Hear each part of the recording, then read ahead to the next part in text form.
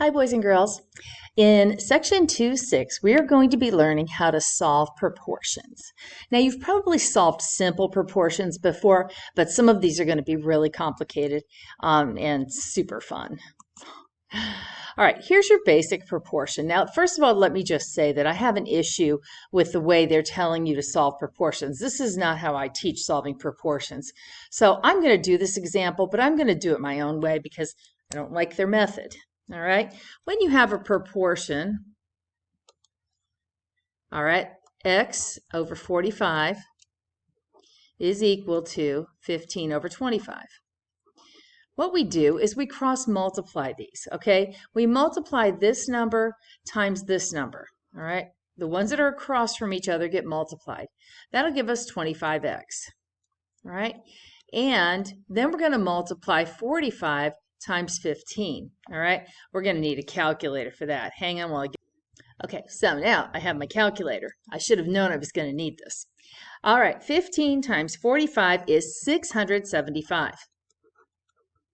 Now, the only thing we have left to do is to get x by itself, so we just divide both sides by 25. Okay, and 675 divided by 25 is 27. So x is 27. See, I got the same result they did, but I got it in way fewer steps, okay? So with proportions, we're going to cross multiply. We're going to multiply the numbers together that are across from each other, and we set them equal to each other, just like this, okay? Let's look at another example. This is n minus 4 over 8 equals 3 over 2, okay? We have n minus 4 over 8 equals 3 over 2, right? We cross multiply. We take the 8 and we multiply it with the 3. That gives us 24. And then on the other side of the equal sign, we're going to have 2 times n minus 4. Okay? So we need to use the distributive property here and multiply 2 times both of those numbers. 2 times n is 2n. And 2 times minus 4 is minus 8. Now we just isolate our variable. We want to get 2n by itself, so we add 8 to both sides. This gives me 32 equals 2n. Divide both sides by 2, and we get n is 16. So A was the correct answer. Okay. All right, so here we're getting a little more complicated. They know you've already learned to solve equations with the variables on both sides. So now once you cross multiply, that's what you're going to have is variables on both sides. All right, so I'll rewrite this one. X over 9 is equal to 2x minus 3 over 24. Okay. When we cross multiply, we go 24 times x is 24x. And on the right-hand side, we're going to have 9 times 2x minus 3. Whenever you have an expression like this, you're going to need to put it in parentheses because the 9 has to be multiplied with both of these terms. So that's why we're doing it this way and using the distributive property. All right. So on the next line down, we have 24x equals 9 times 2x is 18x. And 9 times negative 3 is negative 27. Now we need to get all of our variables on one side. We normally will go after the smaller variable, and 18 is smaller than 24. So subtract 18x from both sides. That gives me 6x equals negative 27. Okay. Now, 27 doesn't divide evenly by 6. So we will do it like this, and they're giving the answer in decimal format. I'm not a huge fan of decimals. I prefer fractions, but whatever, okay? So we get x is equal to negative 4.5, okay? This is so fun. Let's try a check. How about that? Okay, so we have x over 12 equals 2x minus 5 over 18. Okay. Now, we cross multiply. The x gets multiplied with the 18, and that gives us 18x. On the other side, we're going to multiply 12 times 2x minus 5.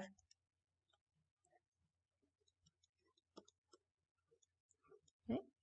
Again, we'll want to distribute. 12 times 2x is 24x, and 12 times negative 5 is negative 60. Now I want to get all my variables on one side. Normally we go after the smaller variable, but if we were to go after this 18, what's going to happen? This left side is going to become like a black hole over here. There's not going to be anything there. And I hate to have 0 on one side of the equation and all the junk on the other. So I'm going to make an exception this time, and I'm going to get rid of the 24x. Which gives us a negative 6x equals negative 60. And then when we divide both sides by negative 6, we get x is 10. Because negative divided by negative is a positive. I love these. I have a lot of fun with these. Okay, word problems. I am not the greatest fan of word problems. I don't know how you become a math teacher and still don't like word problems, but it seems like they just try to complicate things as much as possible. On the other hand, you know, word problems are important because that's how we use math in real life. But if I'm going to screw up, it's going to be on a word problem. So here we have, apparently Mexico City is sinking. Who knew? I had no idea. It says parts of Mexico City are sinking at a rate of 140 centimeters every 5 years. If this rate remains constant, how many centimeters will the city sink in the next 12 years? So we got a whole bunch of work over here. Step 1, estimate the solution. All right, so come up with a number that you think would be a reasonable solution. If it's sinking 140 centimeters in 5 years, all right, in 10 years, you would multiply 140 times 2. That would give you 280. So you know it's going to be like 280 in 10 years. But because 10 years is slightly less than 12 years, Mexico City will sink, I don't know, what would you put there? More than, I guess. See why I hate these things? More than 280 centimeters in 12 years. So we expect our answer to be greater than 280, okay? So generally with these kinds of word problems, I always tell my students to make a word fraction to guide you, okay? So what I would make in this case is how much it sinks in how many years. You make a word fraction to keep yourself honest, because when you're making a proportion, you have to do samesies, okay? If you're going to have how much it sinks over how many years here, you've got to have how much it sinks over how many years here. That's how you set up a proportion. All right, so if we know Mexico City is sinking at 140 centimeters every 5 years, we want to know how much how much will it sink in 12 years? See? Then we get rid of this stupid work they have because I don't like how they do it. And we cross multiply. What's 140 times 12? Don't know off the top of my head. Going for the calculator. Oh, I'm sure it's over there on that other junk they've got, but I don't have to read all that. 140 times 12 equals. So 1680 equals 5x. Divide both sides by 5. And we find that in 12 years, we expect Mexico City to sink 336, what was this, centimeters? In 12 years. Yes. It's interesting. They had a little blurb on the side there. If you're looking at your workbook, it tells you what actually is causing the sinkage. It's a combination of things, and they don't think it would remain constant at all. Chuck says, how do you know your solution is reasonable? Well, we knew it was going to be a little bit more than 280. Well, it's a little more than 280, so we feel pretty good about that. So here we have an example word problem. A guide company makes a trail mix of raisins and mixed nuts. Okay, so you got to picture this. Their trail mix is made up of 2 things. All right, raisins and mixed nuts. And if you add these two things together, you get the total trail mix. So it's important to have a visual picture on this one to start off with. There are actually a couple ways to solve this problem. What they're telling us, they're asking us, how many pounds of raisins does the guide company need to mix with 14 pounds of mixed nuts to make the trail mix 30% raisins? All right. Well, 30% can be written as 30 over 100. Out of 100 occurrences, 30 would be 30%. Okay, so that's what they're trying to show you here. And they're saying in words, this would mean that there will be 30 raisins. For a minute, I'm like drawing a blank. How do you spell raisins? 30 raisins in the whole trail mix. You know, for the total trail mix, because 100 would represent 100% of the trail mix. 30 of them would be raisins. So if we're going to use this word fraction, we would set it up like this, all right? Let's see. And they want R plus 14 to be the number of pounds of trail mix they're going to make, all right? So you would have the number of raisins, which would be R, over the pounds of trail mix, R plus 14, would be equal to 30 over 100. Now we're staying true to our word fraction here because you see here, this was raisins over trail mix, all right? There's 30% raisins and 100% trail mix, and the R represents the amount of raisins, and R plus 14 equals the total trail mix, okay? So they're saying this is one way you can solve this. We would cross multiply this and solve for x. I hope I can fit this in here because you know I write big. 100 times R would be 100R. Oh my gosh, hang on a second. I get interrupted with announcements even when I'm videotaping. Okay, so R times 100 is 100R. Over here, we're going to multiply 30 times R plus 14. All right, so we have 100R equals 30 times R is 30R, and 30 times 14 is, I think it's 520, but I don't dare do math in my head because that's where I screw up. If I'm going to make a mistake, it's going to be there. You should always check your work too, even though you think you're smart. See, I was saying 520 and it's 420. All right, plus 420. I would have screwed it up. Now I want to get all my variables on one side, so I subtract 30R from both sides. And that will give me 70R equals 420. And then when you divide both sides by 70, all right, those cancel and you get that R is 6. So, question is, if you have 14 pounds of mixed nuts, you will need to have 6 pounds of raisins to make a mix that is 30% raisins. Now, this even drags on further. I mean, this page is probably terrifying to you because now they go to method 2. Okay. Oh, here's another way you could have solved it. All right. Well, we did raisins over entire trail mix in the first one, but they're saying you could set it up. Here's their word fraction, raisins over mixed nuts. Okay. So then if you had 30% raisins, 70% would be mixed nuts. All right. And then they're saying you could solve it all this way also.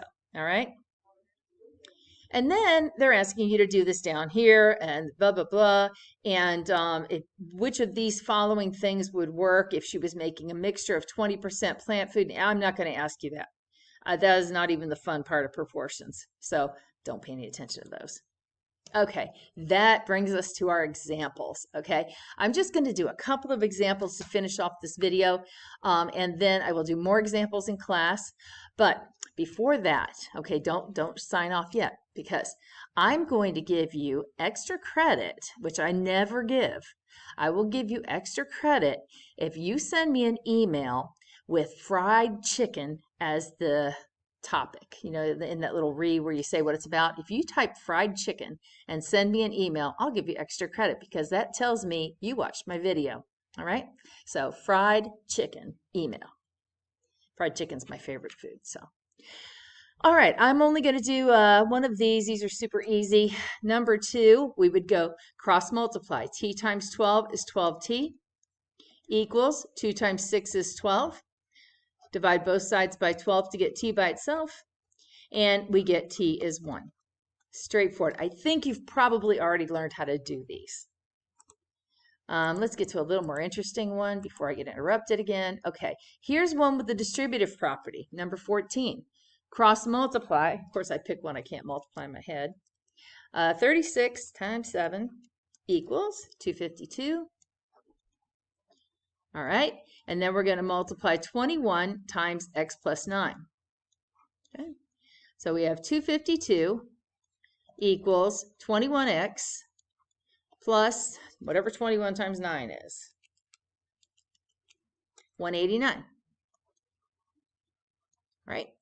To get the 21x by itself, we subtract 189 from both sides.